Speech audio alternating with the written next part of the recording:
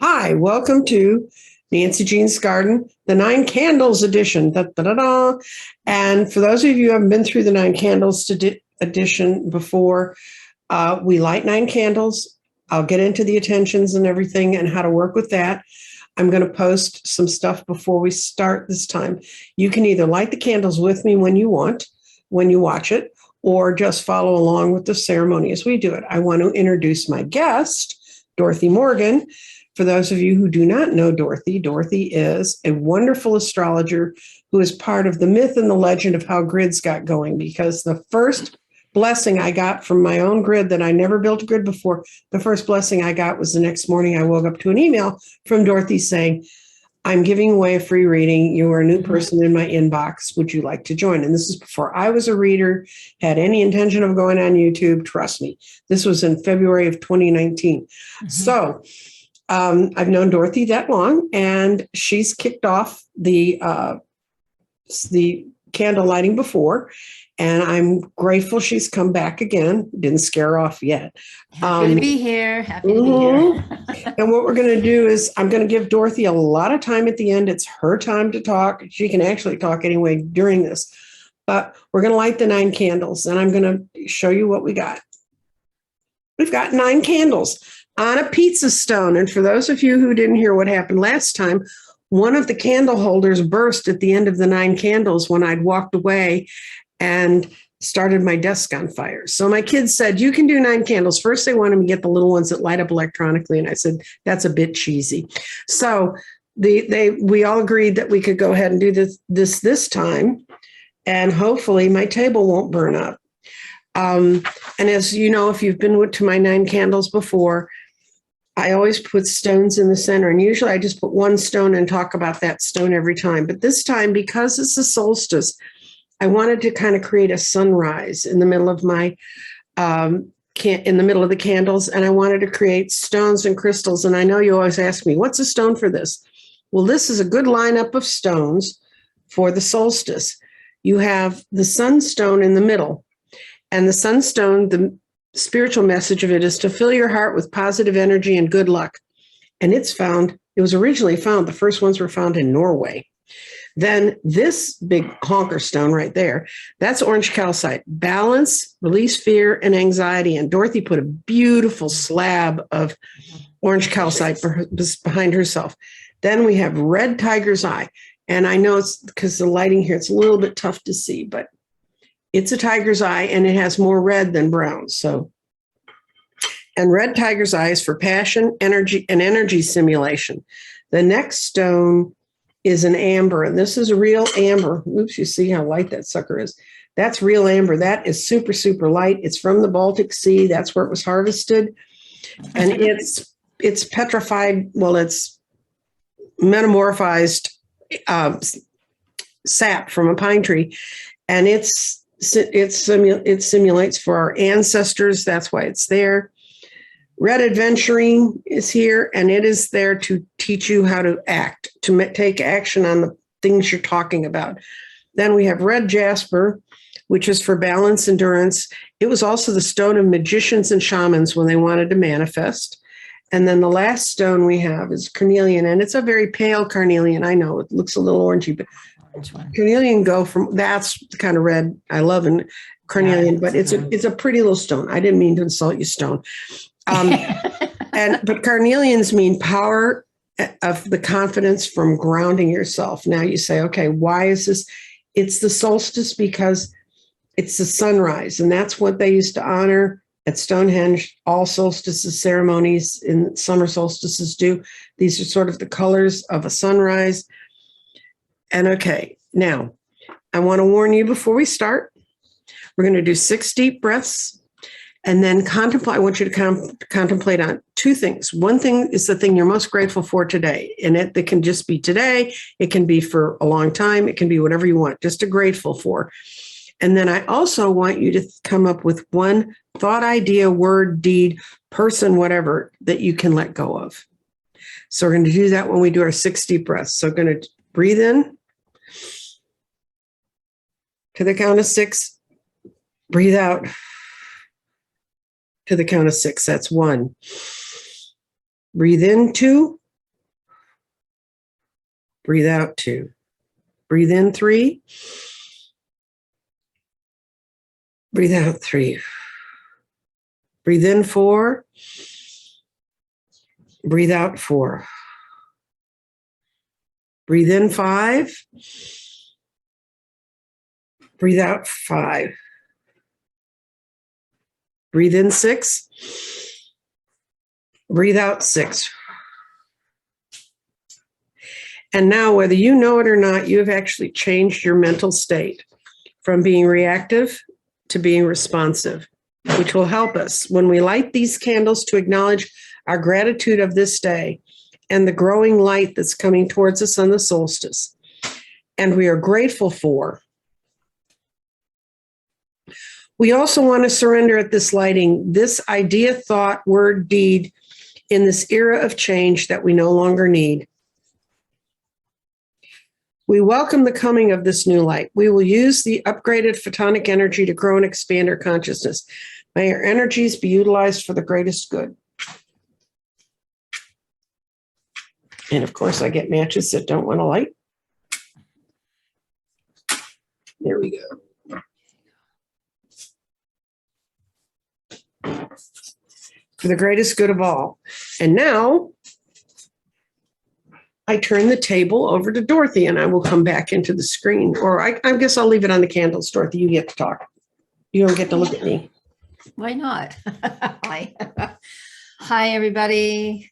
All right. So summer solstice, really special time. You know, when the seasons change, those are really important astronomical and astrological, energetic points throughout the year. I mean, we have a lot of other things, and if you guys watch Nancy Jane or me, come to my channel and watch astrology. You know, there's always important things to talk about. But right now, as we get to the solstice, and I mean, the solstice is the same. It's at the same moment everywhere on the planet. It's just, you know, what's your time zone, right? So let me grab that time. So the summer solstice in the Northern Hemisphere is at 5:14 a.m. on June 21st, and that's Eastern Daylight Time. So you will adjust to where you live, but it's the same moment in time for everybody on the planet. And that's when the sun is at the 0 degrees of Capricorn. So the Tropic of Capricorn is just this invisible line in space. And that's when the sun meets that. And then here's astronomy, and the earth is facing towards the sun. And summer solstice means, especially that word solstice, sol is sun, and the rest of the word, I'm not a Latin speaker, represents to stand still. So during both of the solstices, the summer, which is where we're at now, we're 0 Cancer, the winter, 0 Capricorn, and vice versa, if you're in the Southern Hemisphere, is when the sun for a whole week through its movement in the sky just stands still. And it's an optical illusion, but it actually by declination does not move. So for the whole week, let me get the date, from June 18th to June 24th, the sun by its movement in the sky is where it rises and sets is exactly the same place. And once we get past the 24th, it will slowly start to move here in the Northern Hemisphere south when it rises in the east and sets in the west. So that is just a beautiful thing to connect with nature and to go out and to actually, you know, get up in the morning and see where the sun rises and watch where it sets. Get back into nature, because this is the cardinal cross, you know, and that's the representation of the earth, if you will, that circle symbol with a flat, with just a real big cross in the middle. That represents earth, and that's who we are. So when we get to these points astrologically, it is a shift. It's a shift into something new. We're now into another cardinal sign, which is about initiating action. At this solstice, I'm going to grab my chart so I won't be looking at you. At this solstice, we have the moon in Aries, Mars in Aries, Jupiter in Aries, and that creates a lot of fire energy, cardinal fire, and the Cancer is water. So this gives us an opportunity to really tap into the emotions of what we want to reset. during this solstice, the moon is in a waning phase. So releasing is certainly something that we can be doing because it coincides as well with the lunar phase. So that works out really well for us too. And so those are pieces of what, with the solstice, you can also engage in renewal. And, what is it? Like you were saying, Nancy Jean, what is it that we want to focus on this time of year for this quarter until we get to the fall equinox? So what do we want to focus on? And it's going to be personal for each of us. Astrologically, if you know your chart, you can look at where that 0 degrees of Cancer is. So where that cardinal cross is in your own chart could be a little bit different for everybody, right? So that area of the chart, the house, if you will, is going to be another focus for you. So for me, like the 0 Cancer is in my 3rd house. So I focus on the communication. That's what 3rd house is. Communication and siblings in your neighborhood. So what am I going to initiate new this time around in regards to those things? If something in that category is on my mind, and if it is, go for it. So we want to, so to me, this is a fabulous opportunity every year for us to initiate and begin, some new things, especially relating to the zodiac sign of Cancer, which is home, family. How are you feeling? Are you feeling comforted, nurtured where you live? Does it feel safe? So these are all of the things that, again, everybody's in a different place, right? So we all have our own focuses, but what are you focusing on that you want some caring and nurturing or something new to begin? Because that area is quite active when we come to the solstice point. Very good. Yeah. And you and I discussed earlier, if you're going to get up, and the reason the 21st is the day they say is the summer solstice, because it's in the middle of the 5 days of the sun. And the word you were looking for, the Latin word is stasis, which means to stand. So to stand still. Yeah, I couldn't pronounce it. I did write it down, but okay, it's stasis. Unfortunately, that's all I know. 4 years of Latin, but good for you. it was a word. Oh, I hated that class. But anyway, if you are looking up in the sky 20 minutes before the sun shows up, what are you going to see? That's kind of a fun thing that we don't normally get. Within a half hour, if you go any closer to sunrise, there's going to be too much light in the sky. So whenever sunrise is for you, it's in the 5 o'clock hour. For most people, this depends on how far north you are, where you are. Look at when sunrise is. So you need to get to a really clear spot, the clear shot of the horizon before a half hour, like a half hour to 45 minutes, because Mercury is right next to the sun. So Mercury, if you have to look east, southeast, and south. So make sure you have east to south visible. And I get to go to an airport. It's only one just a half mile from here, so I can see it. But you've got to look, and the planets are in their own. They're in the exact order they're supposed to be, and you can see them in the night sky. Saturn's not so easy to see because he's pretty far away, and Mercury will not be easy to see because he's close to the sun. But you'll see Mercury, Venus, Mars, and Jupiter, and then Saturn, and they're all in the arc. That arc that you're seeing with the planets, if you can identify them, is the arc of the ecliptic. It's not straight across, it's an arc, and it comes back down. Cool. And so you can see that. I've tried and I haven't seen it yet. I got there at about 20 minutes before sunrise and it was too light. It was too light. So go, but if you go too soon, you'll see all of them, but you won't see Mercury. Mercury will be very faint because he's just so close to the sun right now. Yeah.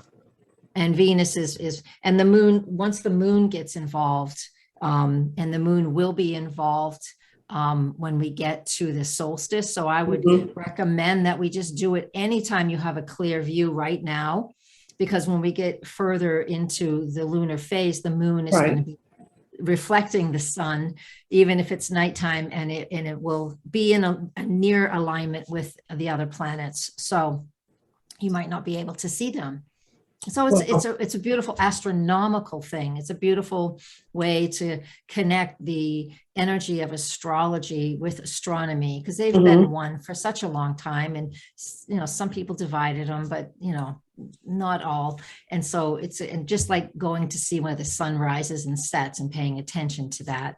And you can even do that with the moon, but we're talking about the solstice today. So Yeah. the highest it gets in its declination in the sky, it sets the boundaries for all the other planets. And so it's an important time for us to set some intentions. And again, while we're in that lunar phase that we're in, it's really important to do some releasing. So to create space for what's after this, for once we get to the new moon after the solstice.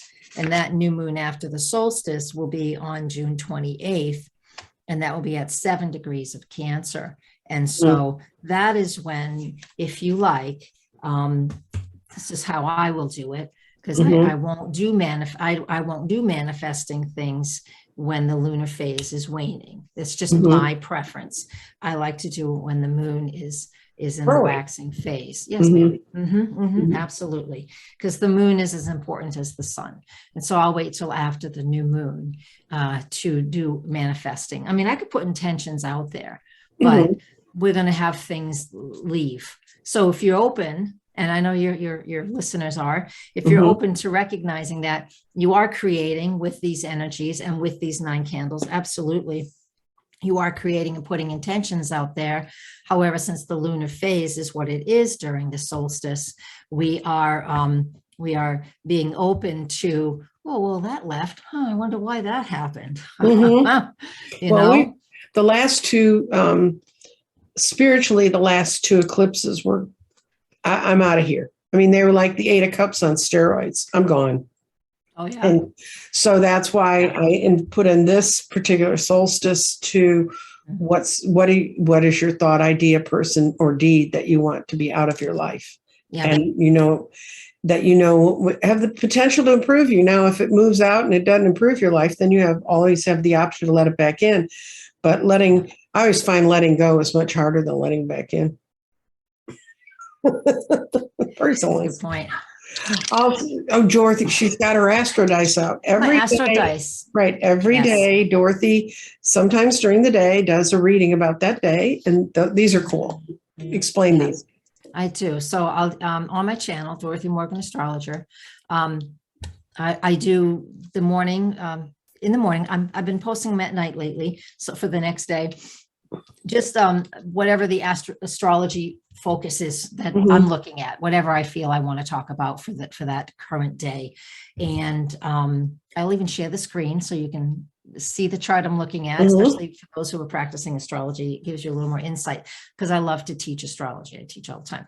So, and then after that, then I do these Astro Dice. They're pretty cool. There we are. This is a tin can. Do not pay $50 for these, please. There are some places online that are charging $50 for these. It's absolutely stupid. They don't cost that much. I don't sell them. I probably should, but I don't have a license. I mean, I don't have a wholesaler. These came in a tin box, but you don't have to buy them in any tin box. Mine came in a little black bag. A little black bag. Mine came in the black bag in the box, the tin box. This tin box holds all my pendulums. So it's with, as well as the Astro Dice. So what are the Astro Dice? You don't need the instructions. You don't need them. Don't pay extra money. It's just the planets, the signs, and the houses. You say there's only 10 planets. That's right. And then we use the lunar north and south node. Those are eclipse points. And then one 12-sided dice has all the signs, and one of them has all the houses. So you just, what's the query? So you can ask a question, or you can just say, all right, Spirit, which is what I'm going to do right now. Give us a little extra message about the solstice. Oh, the moon in Cancer. Where it belongs, right? I almost swore. I have. That has not demonetized me yet. Good. The moon in Cancer, and it came up in the 11th house. This is beautiful, because why this is so funny for those who don't know astrology. Well, the sun in the sign of Cancer is what we're talking about, where it is in the sky in the zodiac belt. The moon is the ruler of Cancer, so it is happy there. It's in the 11th house. the extra message from Spirit is this. It's like, find your family, take your, if you like your family, bring them closer, or those people you want to call family, those ones who will emotionally connect and support with you. The 11th house is people that you have common beliefs with, or groups. It's like what you and I do here, Nancy Jane. It's like we have people that have beliefs and understandings and follow this type of information. It's those types of people too. So, and it's social media. And so what this tells me is, this is just fantastic. So first off, the 9 candles, this should do really well. It always does, but it should do super well. But it's a reminder for all of us to make sure the choices and the decisions we're making are based off of our own emotional needs, not emotional overreacting, but just what comforts me and what makes me feel, card fell out, what makes me feel comforted and secure. And again, being in the 11th house is all about bringing that tribe together, those people. All right. And the third thing I do, and the videos are between 8 and 10 minutes, they're not super long, is I pull a card from this deck. Let me get the cover, by Denise Lynn. It's a fantastic, it's nature spirit. I'm really into nature stuff. Look what's on the bottom, gathering your tribe. We're doing the right thing. We couldn't get a clearer message from Spirit. I didn't get a clearer message. I mean, it's so funny. This is how it happens. And I mean, I'm usually just talking to the little camera, but today I'm talking to you, and this is exactly what it looks like when I do my dailies. It does. Because I'll pull and I'll like, oh my God. But the one that fell out was the circle of life. Which is what we're in. Which is what we're in. So, this is, where we're at. So we're shifting to the peak season in the Northern Hemisphere. We're to the peak season to when we can manifest to our max. And we can do that. Let me just put them away. I could just pick every one now, but we can manifest to the max. And again, do it when you feel like you want to do it. Just like when Mercury's retrograde and people are like, oh, I can't sign a contract. It's like, if you have to and you need to do something, or you're in alignment with, one of the shows that Nancy Jean's doing, if one of them you're like, oh, I feel so good, I got to do it right now, do it.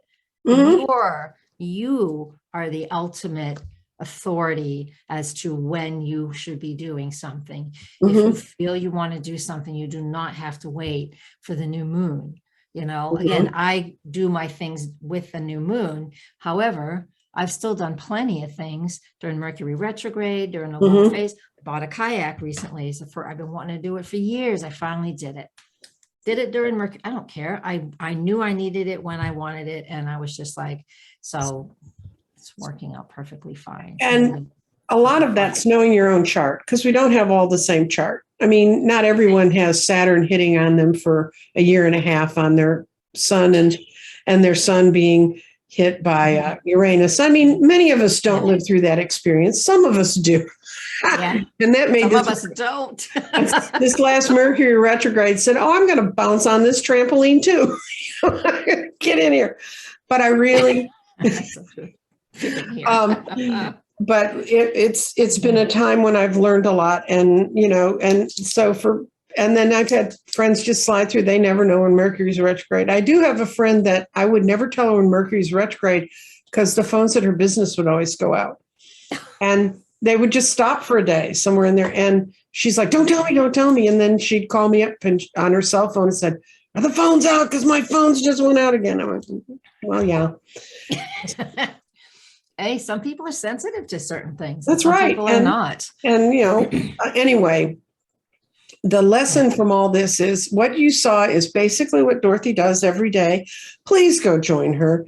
She's a real gem. She's a person we need to keep active in the community. She's got a good following of people, but there's always room for one more, and maybe you're that one, and maybe it will I watch it almost every day. I can't say I watch it every day, because some days I roll out of bed and barely make it to my computer before I'm supposed to go on, which is just a fault in my not being able to turn the TV off at night. But and we're moving into interesting times. And I think despite all the stuff I was talking about, the heavy that's been sitting on me, I'm feeling a lot more lightness. I'm feeling that's one reason why I just woke up one day and said, no, we're going to do this. We're going to get everybody geared up because this line of shows, they started today when you're seeing this one on the 12th. They will end on the 20th. You will see 9 different readers. You will see alien people. You will see teachers. You will see strictly mediums. You will see some people you see with me on a rather regular basis. And, just come along with us, see what we have to say. That's what I love about being in this community. And I can just sort of email them and say, you want to come on my show so I can get a chance to talk to them. But you really need to have a smattering of all the disciplines to understand what spirit is. Mm-hmm. And then you can understand how it all weaves together and how you're part of the divine. And Dorothy is definitely part of the divine. So I hope you will go watch her wonderful shows. And with that, I'm going to close out by blowing out the candle. So got to go back to here.